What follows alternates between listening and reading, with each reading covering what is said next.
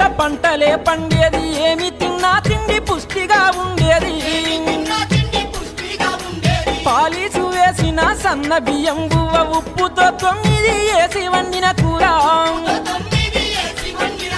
ఎంత తిన్నా గాని ఎట్లా ఉన్నా గాని ఎప్పుడు తనువులో ఏదొక్క రోగం